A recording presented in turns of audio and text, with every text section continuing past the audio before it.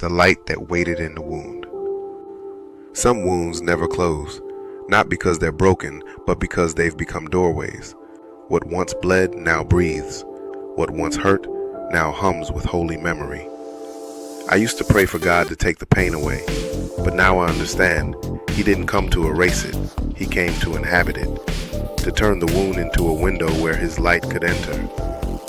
There is a kind of grace that only grows in broken places, the kind that doesn't promise comfort, only communion.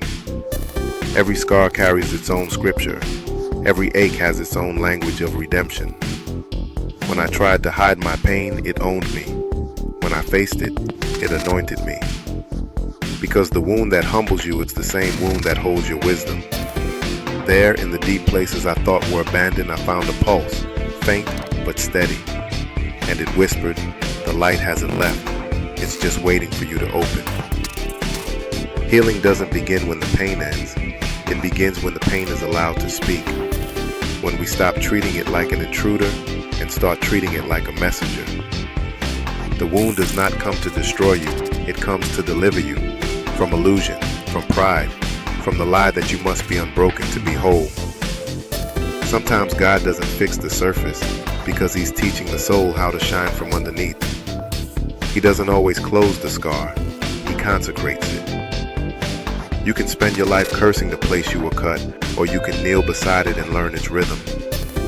If you listen closely enough, you'll hear the same heartbeat that spoke the stars into being, beating quietly beneath your bruise. The light that waited in the wound is patient. It does not rush your healing. It does not shame your ache. It simply stays, glowing, enduring, forgiving, until you're ready to see that pain was never punishment, but passage. We spend so much time trying to get over what hurt us, when sometimes the invitation is to go through it, to walk barefoot across the shards, to feel the ground of grace beneath the glass, to trust that every step through suffering is taking you closer to resurrection. I stopped asking why did this happen to me, and started asking, what is this teaching me? Because every wound is both a question and an answer.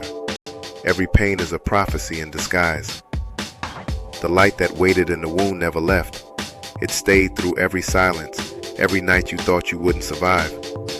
And when you finally turned toward it, you realized it had been calling your name all along, not to remind you of your weakness, but to reveal your worth. The wound was never your failure, it was your altar. And the light, patient and ancient, was simply waiting for you to stop running, to stop hiding, to finally see that healing was never about closing the scar. It was about remembering who stayed inside it.